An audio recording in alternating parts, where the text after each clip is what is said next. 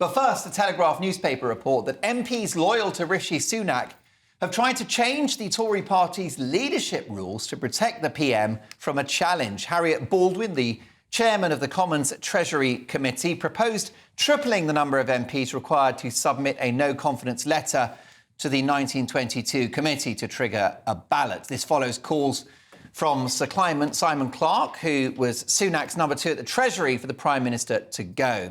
Clarke said that extinction is a very real possibility for the Conservative Party if Sunak leads it into the next election. A figure tipped to potentially replace the PM is the highly regarded Business Secretary Kemi Badenoch, a no-nonsense pro-Brexit figure who has won plaudits for her pronouncements against wokery in our institutions. So, could Kemi Badenoch save the Tories? Let's speak to someone with skin in the game, former GBNews presenter and now regular contributor, Conservative MP Philip Davies. Philip, lovely to see you again. Defeat is certain. You've got nothing to lose. Time to roll the dice. No, this is a load of old nonsense, Mark, to be perfectly honest. You know, there's going to be a new Liverpool manager before there's going to be a new leader of the Conservative Party. So you'd be better off doing your runners and riders for the new Liverpool manager, to be perfectly honest, rather than the new Conservative leader. We've got the Prime Minister. Everyone's obsessed with personalities, and that's all we hear. It's all about personalities. Tony Benn always said we should be worried about the policies, not the personalities. And what I'm interested in is the policies. And if anybody actually looks at the agenda that Rishi Sunak is pursuing, he's just introduced new immigration rules to make sure that we reduce by 300,000 the number of people who can come into the country legally each year, because Boris left with too liberal a immigration regime. He's just passed a Rwanda bill, which he's stated is not compatible with the European Convention of Human Rights, which I think is more robust than anybody could ever imagine. He's put back all of the net zero nonsense that Boris was absolutely wedded to and delayed the ban on oil boilers and gas boilers and petrol cars and diesel cars. He scrapped HS2, which was wasting God knows how much money. He's got inflation down and he's starting to cut taxes, and we're going to get more tax cuts in the budget this year. What is it that people who want a more conservative agenda, what is it that they're looking for?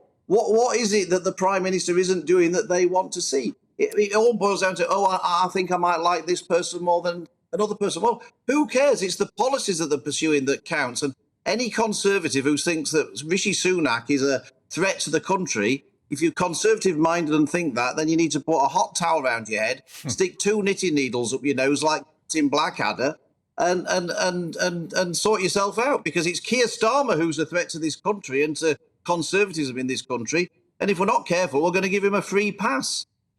Look, Philip, I agree with you. I'm a very brave man like you are. I'm a Rishi Spartan. I called for him to be Prime Minister all the way back at the start of 2022. I think he's wildly underrated. I think he is far better than Keir Starmer as a potential CEO of the country. But why won't the party unite behind him? Why is it just you and me that think he's good? Well, actually, Mark, the overwhelming majority of the parliamentary party are united behind him. You find 1 or 2 people who aren't, but of course they get a disproportionate amount of publicity. I mean, I think I can count 2 Conservative MPs who have said that Rishi should go. You know, that's hardly not a united party. You could probably find 2 Labour MPs who think Keir Starmer shouldn't go if you looked hard enough.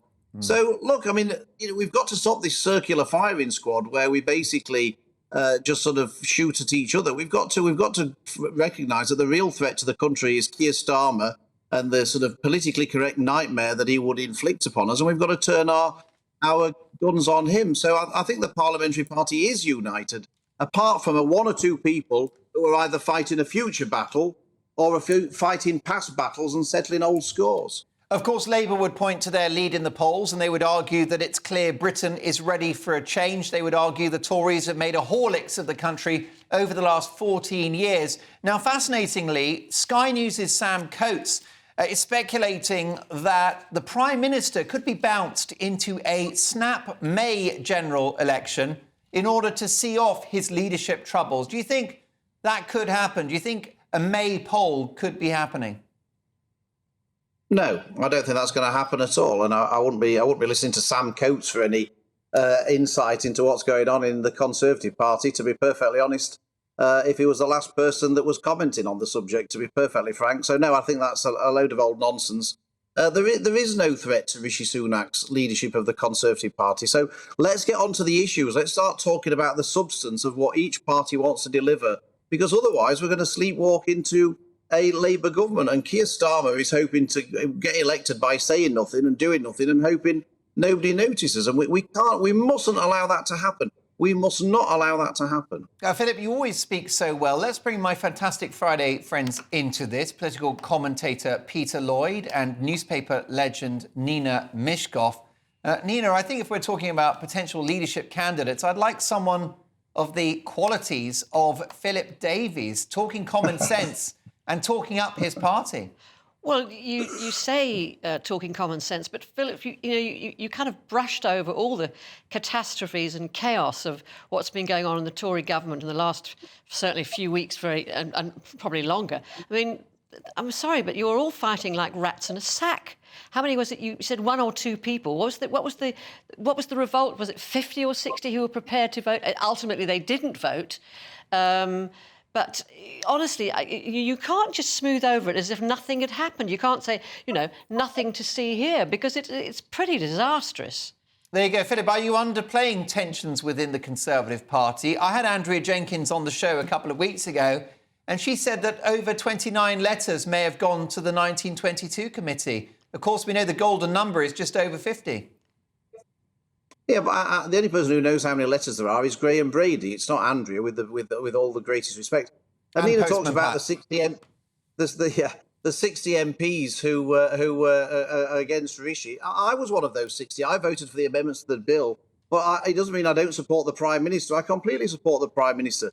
I look at bills on their merits. I'm not interested in the personality. I look at each thing on its merits, and I voted for the amendments, but I'm completely behind Rishi Sunak. And all I do know is that nobody is really keen on Keir Starmer or the Labour Party. We're in danger of handing them to it on a plate, and that's the tragedy of all this. Okay. Labour aren't winning anything at all. They're hopeless. There you go. Are we going to get a Labour government by default, Peter Lloyd? Yeah, I suspect so, and I think the rest of the country believes this too. I hear what Philip says, and I wish it were true, but I think actually Rishi sealed his own fate when he fired Suella Braverman, who was really the voice of the average person in this country, of the average GBNews viewer. I think really that's what sealed his fate, and nothing he can do now is going to save that. I think it's just a matter of time before Keir's in control. Philip, briefly, before I let you run off to make dinner for Esther, because I know that, she's got an even fuller in tray than you now. Does this squabbling, this soap opera within the Tory party demonstrate that they don't deserve power anymore? No, it's too important for the country. We can't allow Labour to win. But look, we're not helping ourselves. And like I say, we've now tried a circular firing squad as a political strategy, and I think we can all agree it doesn't work. So I hope we can all sort of redouble our efforts to actually highlight the dangers of a Labour government, because this is too important to just allow. Oh, let's just Labour have a go. This is really serious stuff. Keir Starmer doesn't even know what a woman is, to be perfectly frank, and he takes the knee to Black Lives Matter and all the rest of it. I mean, this is what we're going to inflict on the country if we're not careful, and we've got to sort ourselves out and actually start pointing out that actually the government's doing lots of good things, and point those out, and actually Labour would threaten each and every one of those things. So it's in our hands, this. It's in the Conservative Party's hands to sort itself out. Philip, great to have you back on the show. Have a cracking weekend and we'll speak soon. My thanks to Philip Davies, Conservative MP, who backs Rishi all the way, thinks talk of leadership elections is madness.